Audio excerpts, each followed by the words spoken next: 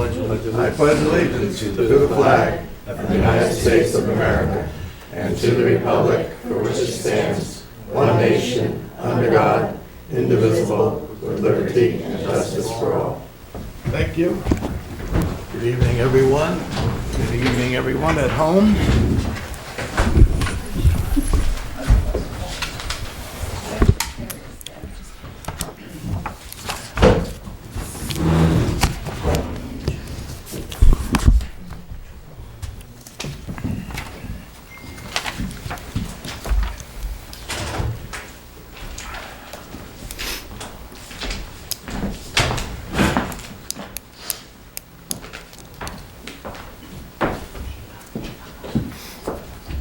We have a very active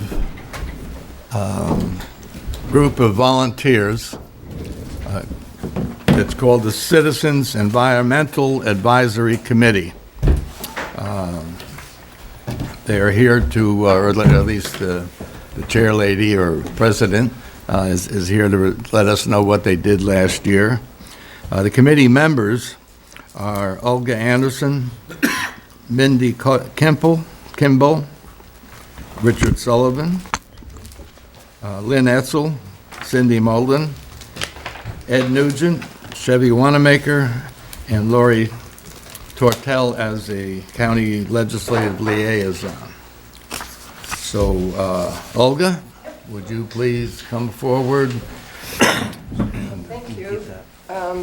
I did send you all a copy of our report for our activities for 2019. It's laid out kind of on a month-to-month basis, so I'm not going to take up the time tonight to spell out all of the details on that, but I would just like to go through what we wrote as an overview. So for the first few months, our focus was on getting the climate smart communities and clean energy communities programs fully established. Both those programs provide roadmaps with specific actions and goals that put the community on a more sustainable, energy efficient, and productive path. This not only serves to create climate-friendly policies, but also provides a forum for educating and engaging the community members around environmental and energy issues that affect them every day. Our first key activity was to submit a grant application to New York State Department of Environmental Conservation in their request for proposals for climate smart communities programs. Our goal for the application was to measure and set a baseline for energy consumption at town buildings and in the community overall so that we could facilitate future infrastructure improvement plans. I did find out that we did not get the grant. Orange County, as far as I know, didn't really get much in the way of grants there, but we'll keep trying. Our committee has been educated itself about existing projects that are available through the Climate Smart Communities and Clean Energy Communities programs, and we've been hosting speakers with firsthand experience on these programs. There's a lot more detail in the full report, and I hope it'll be all right if I put that report on our Facebook page to share with the community. Absolutely. In addition, we have set recycling optimization as a major goal for our committee due to the ever-increasing cost of recycling and our need to really re-educate ourselves, all of ourselves, on proper recycling practices. So as part of those initiatives, we are going to be marking the 50th anniversary of Earth Day this year on April 25th. We're going to pretty much have a full-day program, which is aimed at recycling and really reducing waste. We're going to have a repair cafe, our second repair cafe in the morning, and then a presentation by the Orange County Recycling Coordinator at noon, a couple of other people, and we'll have a panel discussion. I want to invite the entire community to come And one of the things I want to see happen at the panel discussion is for folks to really submit their own personal tips and suggestions that they have come up with and they're utilizing in their own homes to reduce waste and to improve recycling. So I think that'll be fun. I also want to mention some changes that we've had in committee membership. Mimi Schmidt resigned last year, and with the board's approval, we'd like to name Erica Affronti to the board.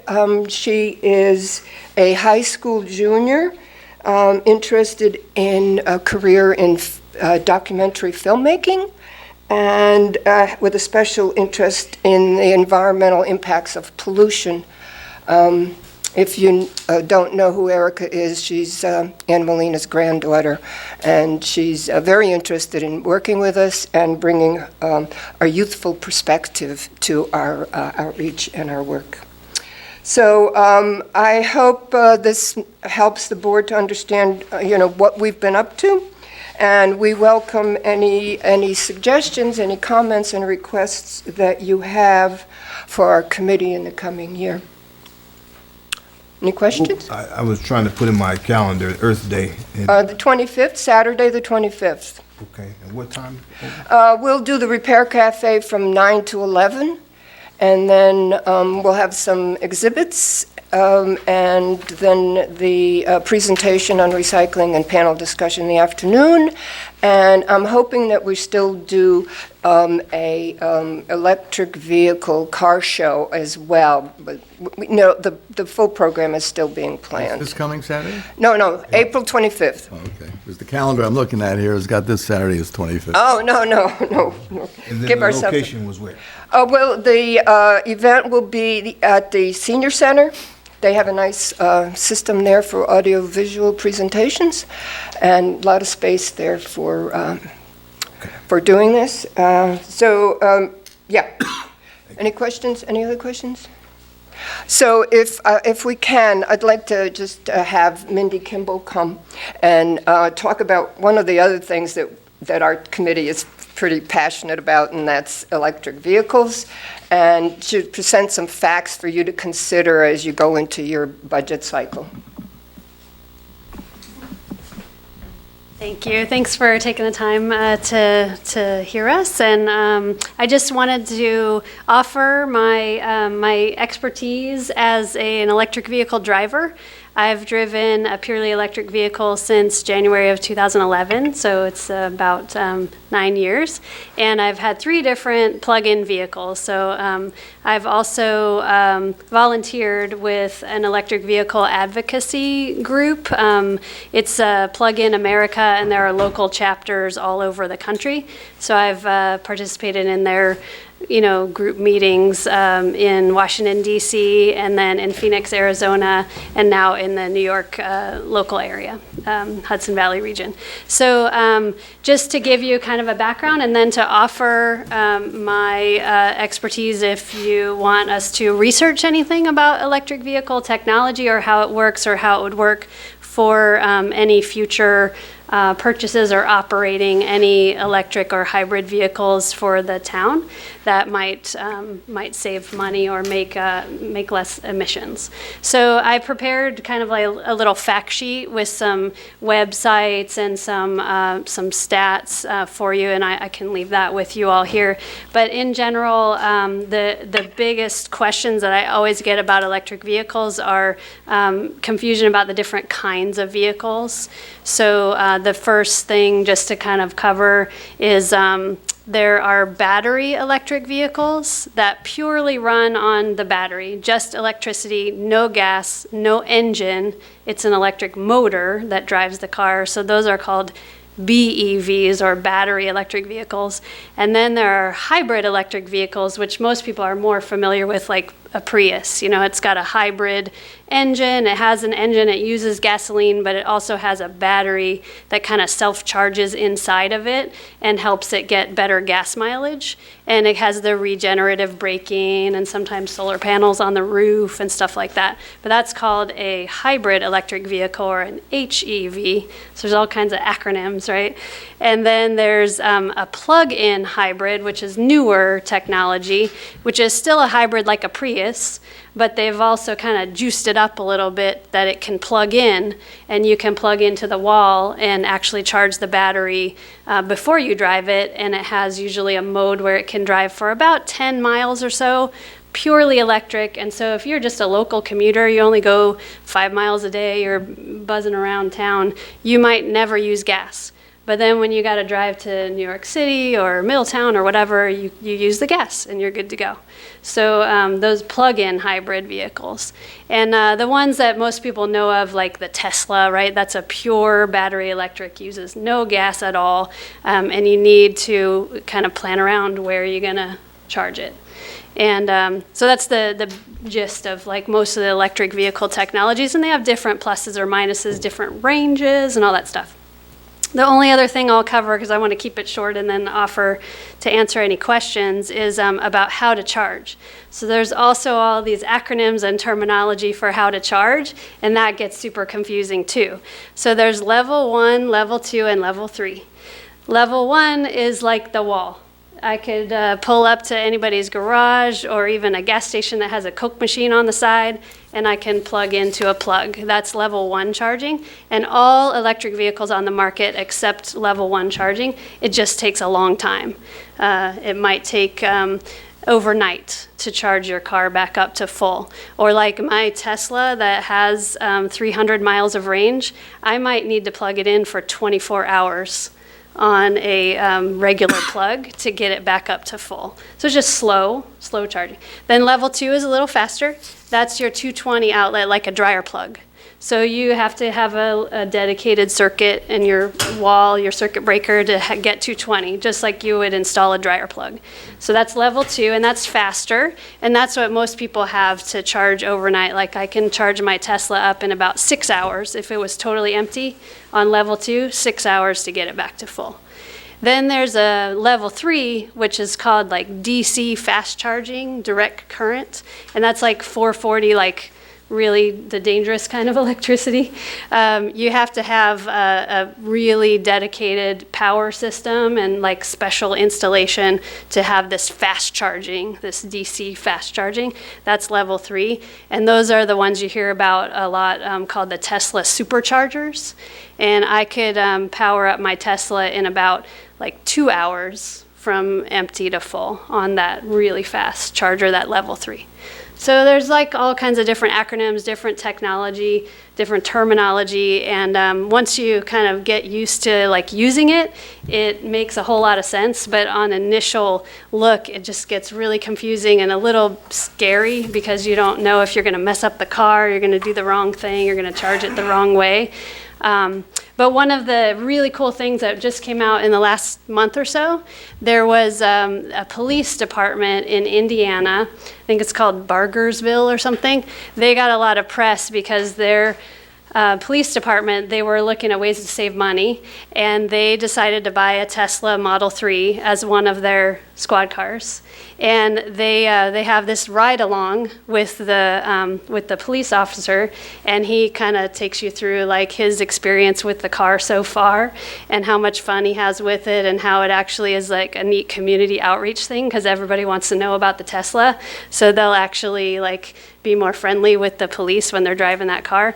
And he now wishes that they could convert their entire fleet to electric because he thinks that if they were able to do that, they could pay the salary of 2 more employees just with the money that they're saving on the electric vehicles and the cost avoidance from the gasoline that they're saving. So I'm happy to answer any questions, or even later if you want to follow up with us and something we could research as the committee for you, we're happy to do that and then get you the answers to whatever you're wondering about. A quick question. Sure. On Main Street here, right by the Catholic Church, there's some plugs. What level? That's a level 2, the public charger. That's a level 2 charger. So that's the one that it generally, like, I like to think of it as how many miles do I get for how much time. So that level 2 charger would get you about 20 miles if you plugged it in for 1 hour. So you need to get some more range on your car. You plug it in for an hour, you're going to get 20 more miles on your car. And the Your car goes 300, it has a capacity of 300 miles. Mm-hmm. Yes, sir, yeah. So let's say you drove from here to New York City. How much did you lose? So we do that trip a lot to go to the city to, like, enjoy the city a little bit. It's about 50 miles each way, and I use the heated seats all the time, because it's been cold. So that takes a little bit of the range off. Going down there and back, it uses about half of my range because using the heated seats and the heat, it also takes some off of the range. So usually about 10 miles of range for using the heated seats. I drain my battery by that. But I can go down there and back, and it took about 120, 140 miles of range. So I could go down and back twice without charging and not worry about it. Interesting. Thank you. Any other questions? Or? But I appreciate the knowledge you just gave me anyway on electric cars. I mean, that was really nice the way you put it Thank you. together. And one last thing that Olga has researched a few things with incentives and grants. New York State does actually have a lot of incentives for electric vehicle purchases, and they have a few. They have a listing of dealerships that are approved by the state to work with local governments for purchasing, and then there are some tax rebates and some rebates for. A fully reimbursement for the infrastructure. Like if you needed to put in chargers to support the vehicles that you've bought, there are rebate structures. So we have information on those as well. Okay. Thanks. Thank you very much. Just like to add, it's been a pleasure to be involved with Mindy and with Olga. Mindy's very forgiving because I think I've misspelled her last name in every single email I've sent. But they've had a lot of speakers. They mentioned Ermin, I don't know how I say his last name from the county, Olga, Ermin Slojovic or something like that.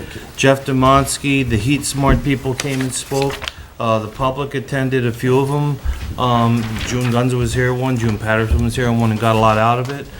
You've heard me mention that this ability to get green energy from upstate to downstate is inadequate.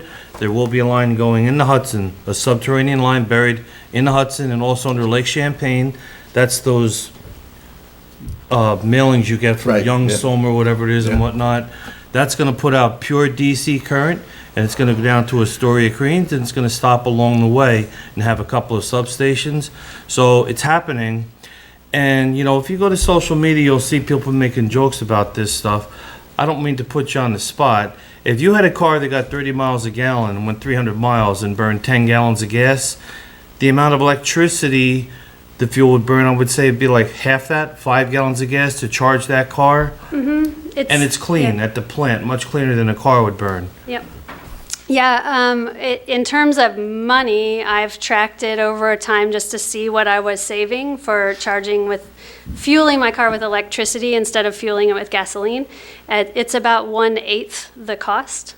Not changing how many miles I drive at all, just saying what would I pay at the gas station and what am I paying on my electric bill at home is about 1/8 of the cost. And then in terms of emissions, it depends on where the electricity is coming from, but I looked it up for Orange County, for Orange and Rockland, and it's about 20% of what you would, the emissions to do electric versus do gasoline. You're reducing your emissions by almost 80%. And they're getting heftier. I heard conversations, I haven't seen them yet, that there's snow plows that are electric vehicles, buses and whatnot. Yep. So it's evolving, it's happening. They're definitely, yep. Yep, thank you. Thanks. Thank you. Supervisor, I don't I don't know if you're prepared, if you want to act on the recommendation of the new board, committee member. Yes. The name again, please? Erica Affronti. Affronti. Could you write it down for me? It's in her report. It is? Yeah. Oh, okay. Should be in the overview.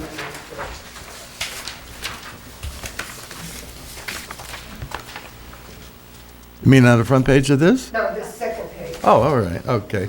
Ask for a motion to appoint Erica Affronti as a Motion. member of the advisory committee. I second. All in favor? Aye. So carried. Thank you.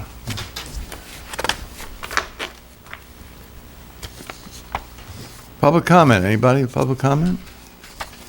Not on the agenda, but on something else. That's fine, that's fine.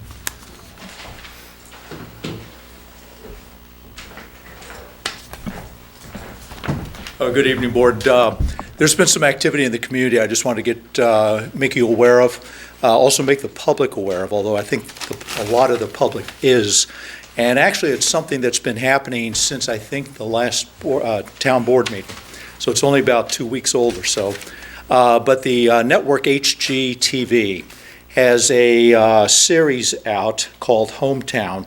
And they go around the country renovating homes in various towns. I've watched it a couple of times.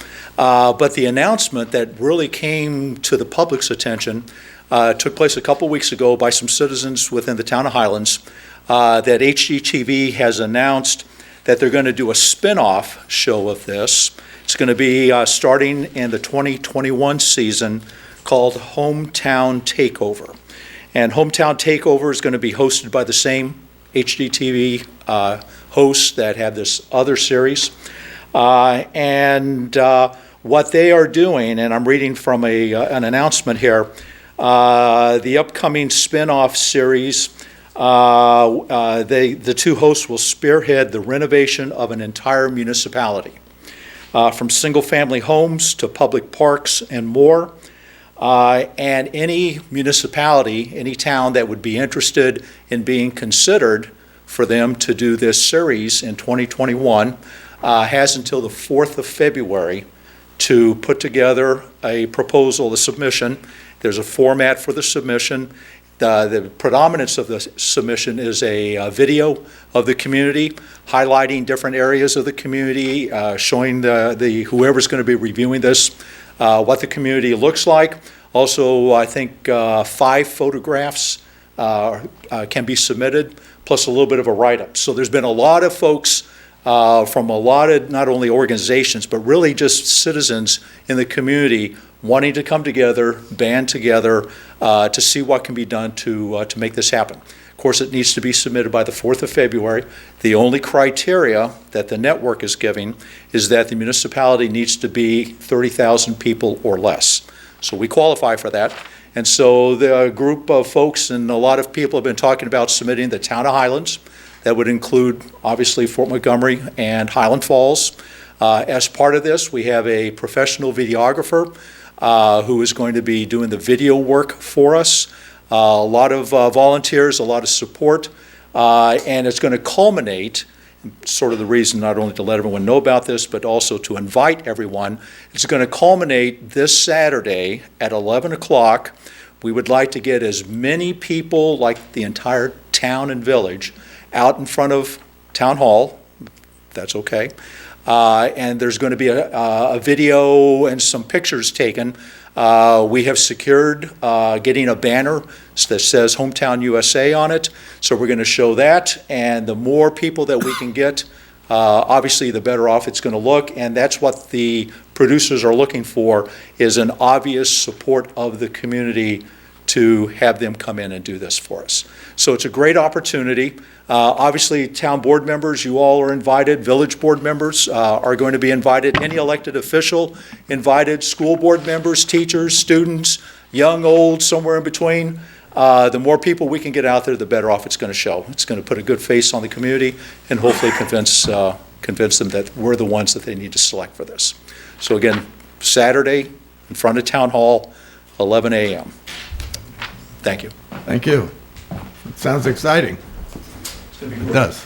Are there going to be interviews in the video, like on Saturday? On Saturday, do you think? Or- We're going to, the question was interviews. There are some people that are going to be interviewed. People are being contacted.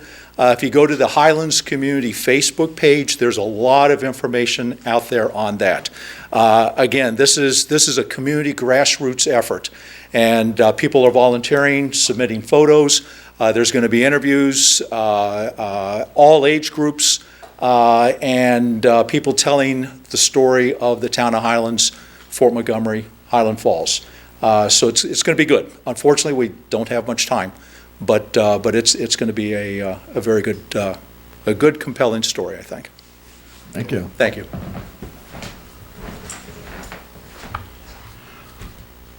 Any other public comment? Jeff? I don't know if Pat spoke to you briefly. Today we spoke to Mikey Biggs. He said he had the ambulance in the bay. He did find that the tire was smashed in, something they didn't know, and that the tie rod in the inside of that was busted up. So he's still at the mindset that it is totaled, and that's what we like it to be. So he said that within this week he would speak to us. So just an update on that. Good, good. Okay? Thank you. Public comment, anything else? Our highway superintendent, I'm going off, a little bit off of the agenda, but our highway superintendent is here tonight to talk to us about some plans he has for equipment. And this way, if you talk to us now, you can leave. Okay. I hope everybody received my email. As I stated in my email, I apologize for having to withdraw my request last month or last meeting for the purchase of a John Deere backhoe. Doing my due diligence, I found out that the price they give us did not meet the NJPA Sourcewell bid.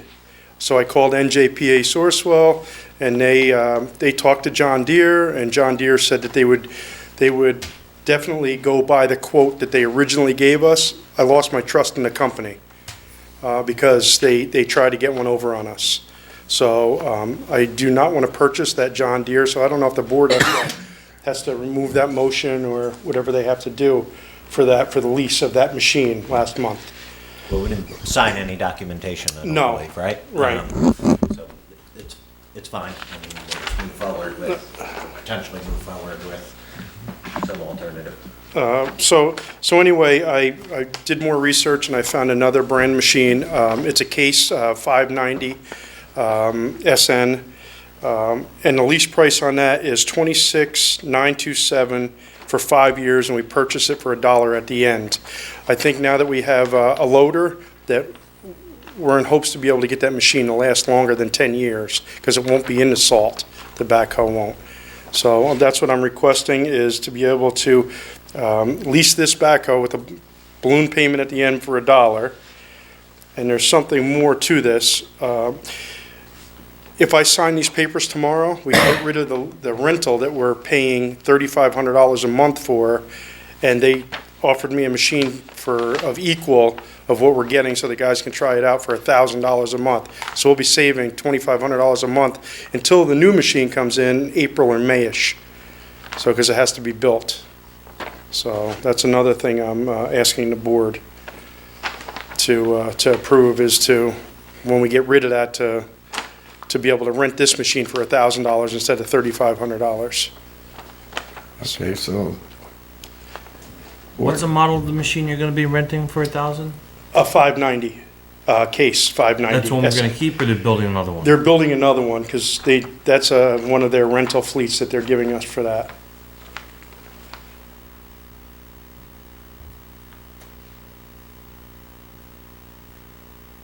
Sounds like a no-brainer. I'd make the motion. I would suggest that you put something in writing to the first company, just so that we have a paper trail that Definitely. we're going to reject it. But then I would make a motion that we go ahead and save some money and get a good machine. So I'll the- second.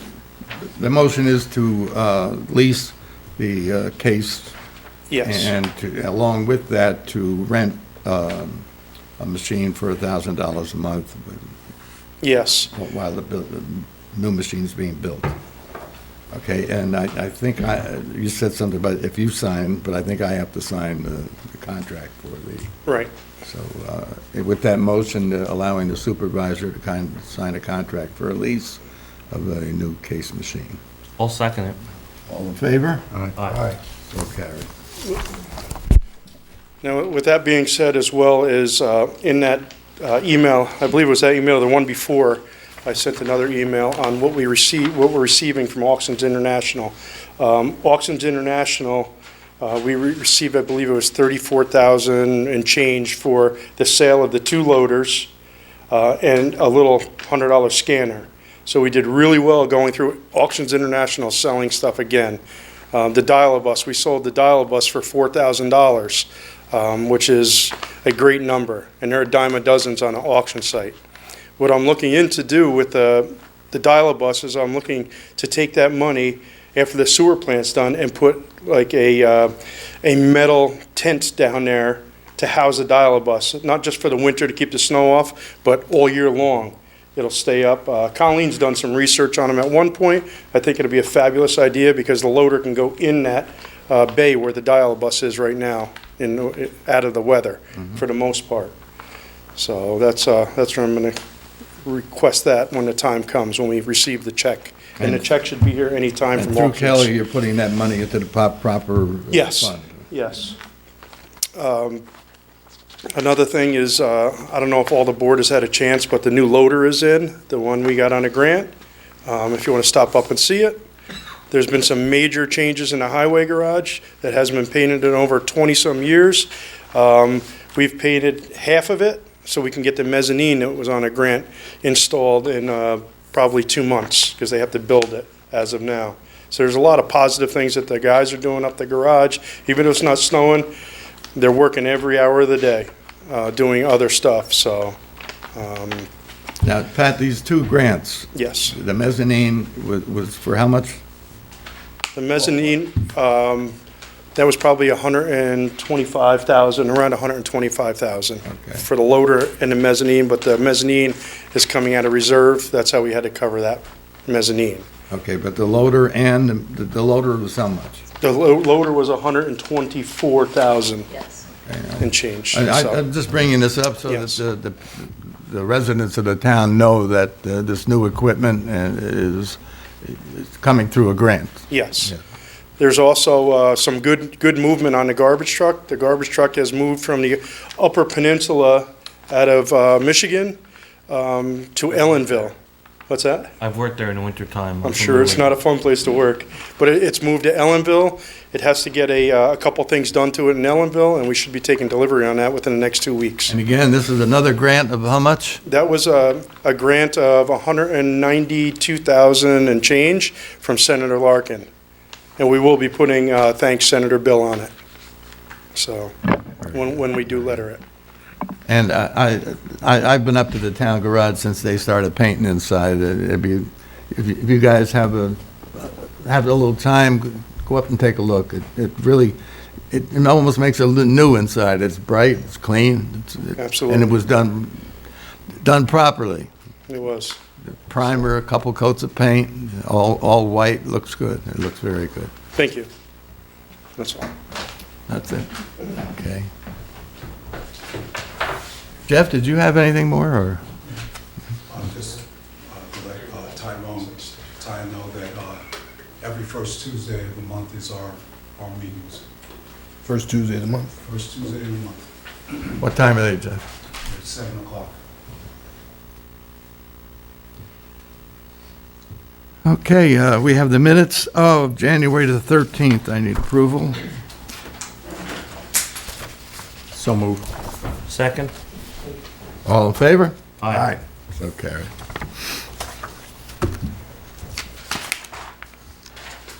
We paid from the paying account $225,549. This was for the check run on January the 16th. Beacon Recycling received $2,138 for landfill charges.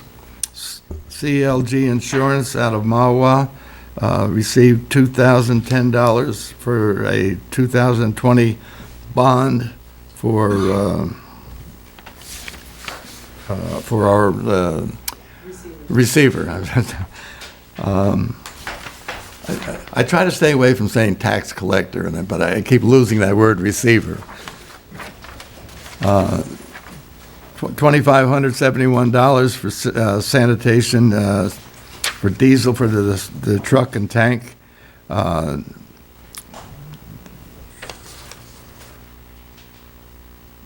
New York State Municipal Workers' Comp, $31,025.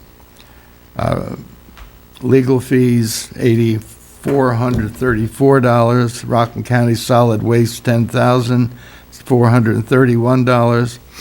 Royal Carding, $3,245.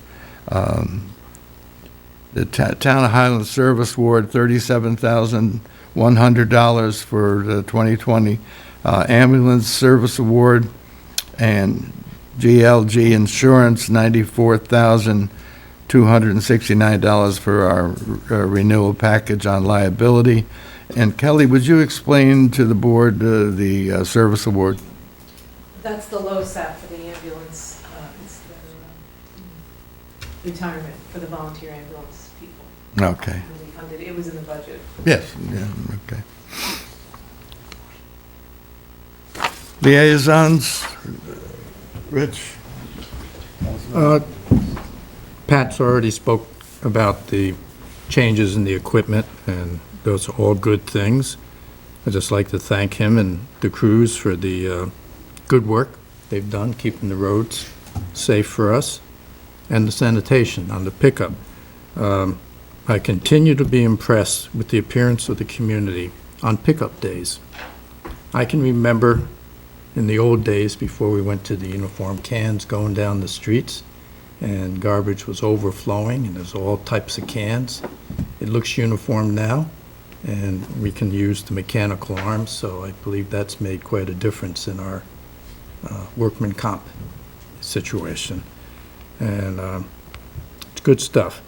Just let you know that the library board has become a little more active in maintaining the programs of the library, as the head librarian has been taking some time off for some medical issues.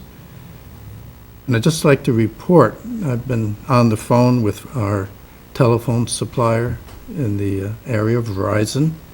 Evidently, there's been a major trunk failure coming out of the switching station on Mountain Avenues. I think there are businesses. Today? Yeah. No, I know from my own business that the phones do not work. And they don't expect them to be repaired until February the 2nd. Wow. So I'm saying if you are calling a business or a store and you're getting a busy signal, that's their way of dealing with it right now. And they say that's the way it is. So just letting you know, maybe you have to do it the old-fashioned way. If you want to reach out to a business, maybe you have to go there physically. I can attest to that, because I had to go to his business today, because I Right. tried for a number of times calling, got nothing, so I took a ride up there. So And I also knew that Tony's Pizza at the Southgate, they closed up because they do a major portion of their business over the phone, and they've been out. Yes, And Jim, you were gonna, That might be having an impact on wireless also, It is. if you're Verizon. And, yeah, yes, yes, that. right. I'm just bringing it to attention, so you're trying to reach out locally to, talk to people. You can't get through. It sounds like they're just busy, or they've taken the phone off the hook, but it's all in Verizon. So, blame them.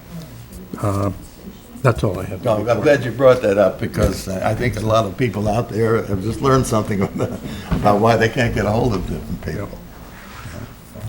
Probably the newspaper won't even be printed. I'm working on the library. Question?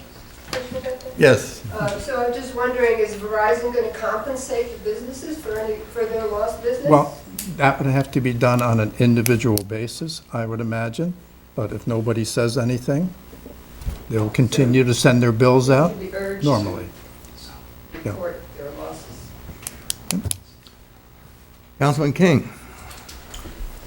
Good evening, everyone, and good evening, everyone at home. Not a lot from me this evening. I wanted to say to the various departments, have the police here and the ambulance corps, that if you need me for whatever reasons, feel free to call me. Each of you, I think, have my numbers, and I'll be there. Secondly, though, what I intend to do, like, for example, thank you for sharing that you have a meeting, as I intend to be there on next Tuesday, the first Tuesday, which is it next Tuesday? Yeah, already February, huh? Wow. And then, if you have something like that too, that you all do, that I'll be more than happy to come. But also, like on Fridays, I intend to come around to different departments. So it could be the police this Friday, could be the ambulance next Friday, and the recreation the Friday after. That's just a little rhythm that I'm trying to create for myself to get around and see folks. Other than that, I want to talk about something we've mentioned before, about some of our seniors who are blessed to turn 100. In the past, we've done a letter for, I think, Ms. Matthews when she turned 100, I believe it was. And so we want to continue that trend, because I know we have some century marks coming up soon. Snowdrop Smith, for example, she's going to turn 100 in April. I think Mary Jane told me about another one of our esteemed residents that's going to turn 100 this year. And we just want to, acknowledge them, and at least from the town send something to say, congratulations, happy birthday. So we're going to continue that. And that's really all I have this evening. Thank you, sir. Councilman Sullivan. Okay. The ZBA met on the 15th. There were 25 people in attendance. It was a pretty active meeting. The Mine Dock Road application was withdrawn. I think they're starting over again. And the interpretation public hearing is being continued. So you won't see another notice in the paper. The meetings are the third Wednesday of the month, the 19th. That meeting will be continuing this coming February 19th. The building department. For the month of December, 5 permit applications were received, 6 permits were issued, 3 COs were issued, 21 building permit inspections were done, 2 fire safety inspections, 11 advisory notices were issued, 9 municipal searches were completed, 2 planning board applications were received, 5 FOIL requests, 34 total number of physical inspections. You've probably seen my emails. The building department is being hammered for FOIL requests, which that's what we do, no problem there. But there are people coming in randomly. I think we almost need to have it where he's got to set 2 or 3 days a week aside for that purpose. Because they're just getting nothing done down there because they're so overwhelmed with all that. Down at the sewer plant, the dechlorination project has started last week. Hooray, I sent everybody Praise the Lord. pictures, okay? I even took a drone picture of the thing, I was so happy. Anyway, we set up access for people, communications, protocol, the logistics. Thank you, Pat, for if they need a place to dump. They can't dump blacktop and all those things. If it snows and they can't get to the cemetery or wherever it's going, that's all been communicated, so that's on them. They'll be pouring their first concrete pour tomorrow. And I don't get to be down there all that often, but I communicate with the foreman daily, he calls me. So we're off to a good start. Al Fusco has had an inspector down there a couple of days. We're off to a good start. Last meeting, I reported on the Citizens Environmental Action Committee. I said that wrong. Tell me what it is. Advisory Committee, okay. They get a great job in a small time frame, and I hope to see an electrical charging station either behind Town Hall or down by your lot before the year is over with. I hope we can accomplish that. And they spoke to the Earth Day program that they're going to have. I forgot at the last meeting to mention that I did attend the Chamber of Commerce meeting in the beginning of the month. It was very informative. And aside from that, I asked Pat, because I lose track of this, we've had some prices go up. So, we were paying $76 a ton for municipal solid waste in Rockland County. That went up to $99 a ton, just like that, okay? Orange County was charging $105. They now charge $106 a ton. That's for municipal solid waste. The recycling goes to Beacon. Olga's been there to visit it. She's met the operator. Maybe he'll be on Earth Day in a panel if we have a discussion or something like that. David Kahn, is that his name? Okay. Interesting visit. She had a lot of facts on it. We pay $86 a ton for recycling. So recycling is now cheaper than municipal solid waste, if that gives anybody comfort. And it costs us $295 to haul a roll-off to the recycling plant. So that's a little bit discouraging. It's out of control. I have not communicated well with higher levels of government, but I've spoken with Colin Schmidt and Schoolfist off the record about something at higher level of government has to be done about recycling. Not just for the cost. It's not happening. If you read articles, it's just not really happening the way it's supposed to. Whether we go to single stream or dual stream and make a better process out of it. I know Kingston went to dual stream recently. Something needs to be done, and we're trying. So, and I always neglect Water District 1 and 2. I don't talk a lot about them. Pat's going to. Just a couple of quick things on water. Number one is received a grant for leak detection. And if people of Fort Montgomery see somebody going around to hydrants with earphones on, special tools by hydrants, by valve boxes in the middle of the street, don't be alarmed. It is a testing company. That should be happening within the next couple of weeks. The village, I believe, had it done already. Another note is I want to thank the board again for the meters that we are installing. It's a little slow process, but we have quite a few installed, but have quite a few more to do. A little example of how they're working good, and a gentleman told me he was going to email you, Mr. Supervisor. We had somebody come to us, a resident come to us in a panic. He went away for Christmas. He was away for 2 weeks. He calls my office and he said, while I was away, my insurance lapsed by 1 day. The insurance company is not going to cover my water damage. He said, can you tell me on what day my hot water heater blew in my house? So I said, do me a favor, come up. I'll show you how to do it yourself. Like we can show every resident. And then you can look on there, but come up to my office so I can show you and I'll print everything out for you. So I was able to tell that he went on vacation on Christmas Eve, the 24th of December, and his hot water heater blew on the 25th, and he was away for 2 weeks after that. With that being said, is he was able to prove to his insurance company this happened before his insurance lapsed. That man was doing backflips in the office. He thanked us up and down for having this so he could go to his insurance company and prove to them. So just thank you to the board. Great, good, So. very good. Richard, are you done? I'm done. I think I've talked enough, don't you think so? Pat, on the West Haverstraw where we bring our garbage, I just found out the other day that we know they went from $76 to $99. For their commercial haulers down there, they also went to $99. Yes. And residential haulers were still going to pay the $76 until next year, and they're going to $99. Right. So I think we ought to just kind of think maybe if that comes up to 99, they may be going beyond 99, and our next budget will have to plan Yes, that. we definitely have to pay close attention to that. We're still can't afford to go to Orange County just because of the 3-hour round trip that it would cost us. You're going out 17, you're sitting in traffic. It's horrible to get out there. So we're estimating it would cost 3 hours round trip, and where Haverstraw takes us an hour. On a bad day, it takes us an hour to get down there and back. Nice. So it's Haverstraw's really worked out for us. And it took us, we went from paying, if you remember, $86 a ton down to the original price below 76, I think, the first time we went down there. And it's gradually come up, but it's still a lot cheaper than going to Orange County for some reason. Sure. So. Okay, I received a letter from the United States Department of Commerce having to do with the Census Bureau. They wanted me to check our borders to see if our boundary, they called us a BAS, Boundary Annexation Survey.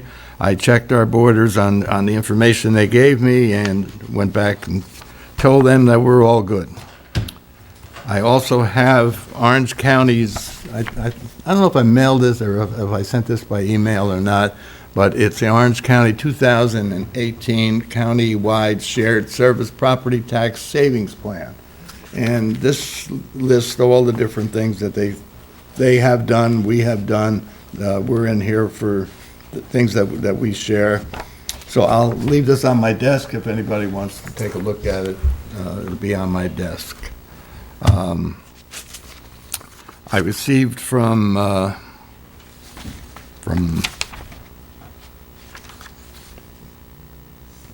Central Hudson Gas and Electric. It's a community briefings contact form.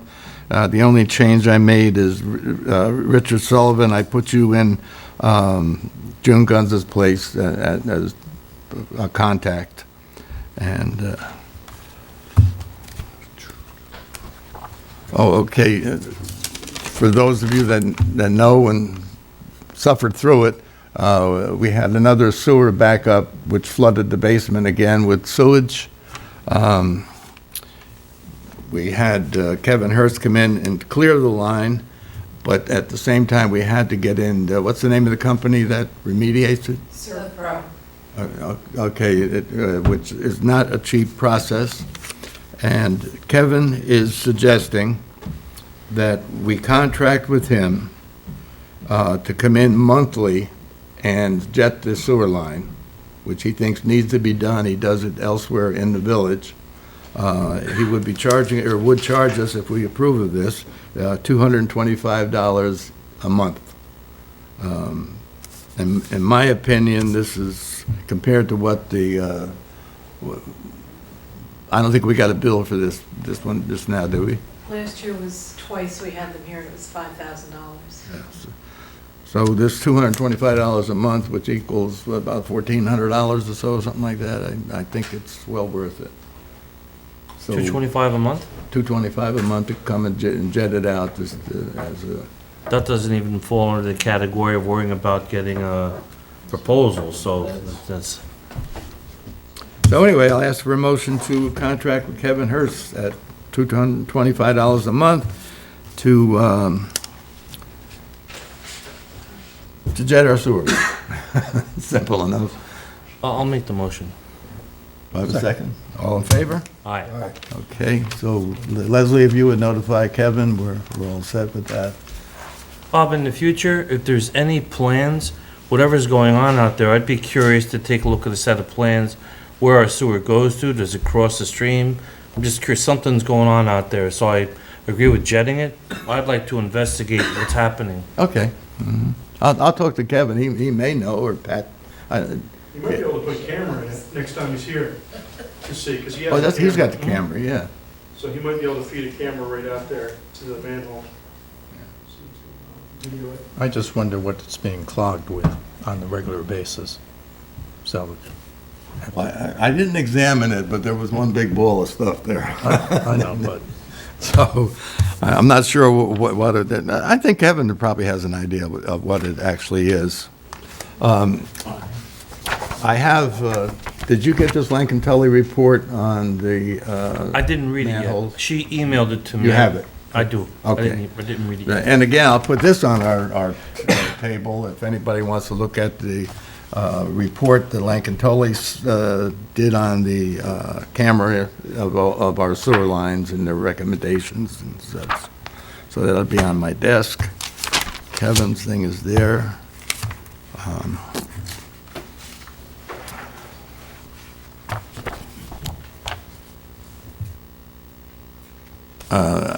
I visited June Gunza yesterday. I'd rather not bring it up as a public report, so I'll talk to the board during an executive session. But all is good, she's getting well. Let's see. That's all I have. Is there any other further public comment? And I'll ask for a motion to go into executive session for the purpose of a briefing by our attorney. I make the motion. Second. All in favor? Aye. Okay. These videos, well, my God. Hey, listen, I forgot a report from the chief, and I forgot a report from Kelly. Oh, okay. Kelly didn't have anything. Chief? All right. But then I know you had something, though. I remember you telling me. You want me involved? Thank you. I just wanted to report that we're fully operational on the countywide radio system. That was a $36 million project. We received our mobile radios last year. We just received our portables about a week ago. We're operational right now, and I would tell you there's a complete wonderful difference. So I actually was able to speak to the county from way out on 293, and they could hear me. And then we have a tactical channel, which I was able to speak from New Windsor down to Rockland County on the tactical channel with no interference. So we're hoping that this is the savior for all the problems here. Anybody in the county right now is happy with it. I'm very happy with it, and our officers seem to be very happy with it as well. Great. Okay. That's good news. Good news. That's all I have. Thank you. Thank you. Yeah, Okay. 11 o'clock, right here? 11 o'clock.